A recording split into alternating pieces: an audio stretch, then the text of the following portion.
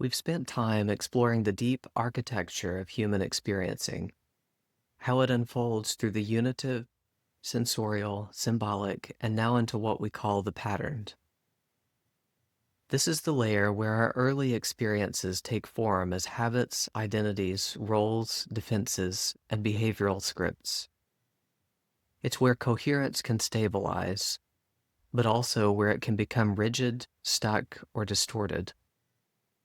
So today I want to focus on what this means in practice. How do we, as clinicians, educators, or caregivers, work with the patterned layer?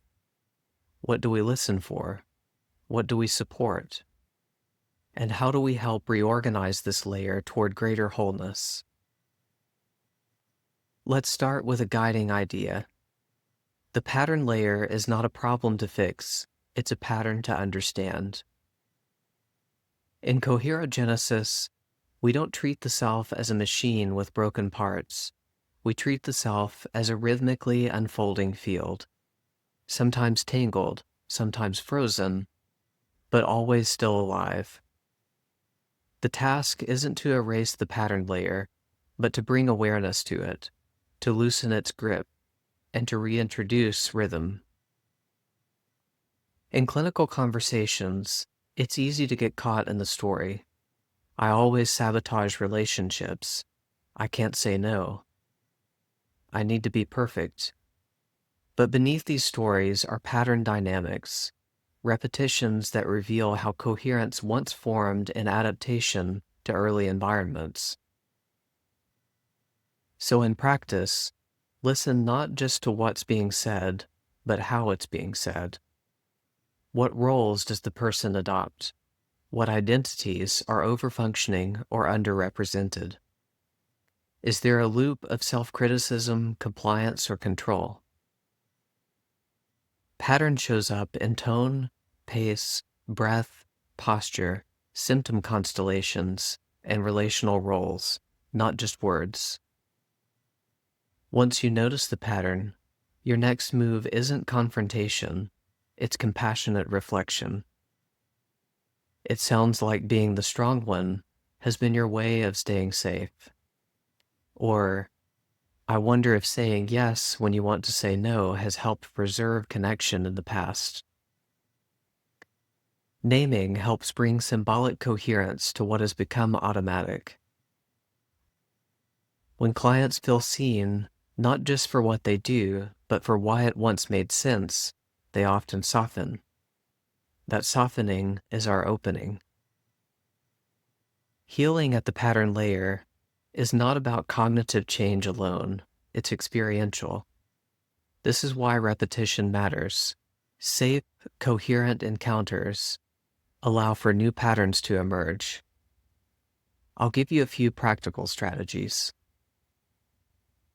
The first is role fluidity. Invite clients to explore alternative ways of being through imaginal exercises, parts work, or even posture shifts. They can experiment with unfamiliar roles. Maybe the protector becomes the comforted. The achiever becomes the one who rests. 2. Somatic cueing. Because patterns live in the body, we use breath work, movement, or awareness of tension to surface and reorganize fixed responses. Sometimes a frozen shoulder is holding a decades-old survival posture. Third is reflective narrative. This means rewriting the internal story, not erasing the past, but making new meaning from it. This can be as simple as asking, what did this pattern help you survive? And what do you want to choose now? The fourth is interpersonal attunement. As clinicians, we become rhythmic partners in the work. We hold a field that allows for contradiction. You can be angry and still loved. You can be unsure and still safe. That paradox is precisely what rewrites the system. The pattern layer is recursive. It loops. Clients may revisit the same theme many times. This is not regression, it's the system testing the safety of coherence. Think of it like this. Coherence unfolds like a spiral. The same core wound may reappear, but each time it's met with more awareness, more regulation, more symbolic capacity. So instead of trying to rush the process, we trust the rhythm. When a client returns to an old pattern, we ask, "What's different this time? What are you noticing now that wasn't possible before?" That's how transformation reveals itself, subtly but powerfully. The pattern layer tends to over-identify. I'm the anxious one. I'm the fixer. I'm broken. We want to gently expand these identities, not negate them, but show that they are parts of a much larger field. Use language like, "You're not just anxious, you're someone who carries anxiety and curiosity. You're not the fixer, you're someone who learned to fix things in order to feel secure." You'll notice this open space. Suddenly there's room for breath, room for choice.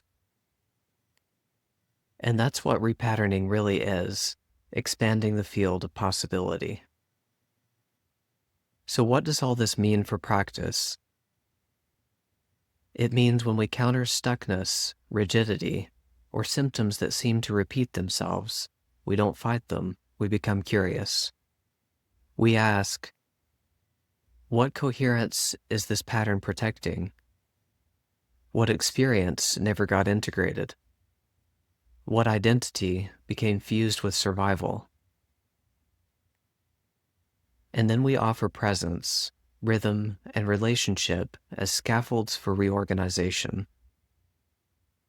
Remember, the pattern layer is not pathology, it's memory, it's adaptation, it's incomplete coherence trying to complete itself.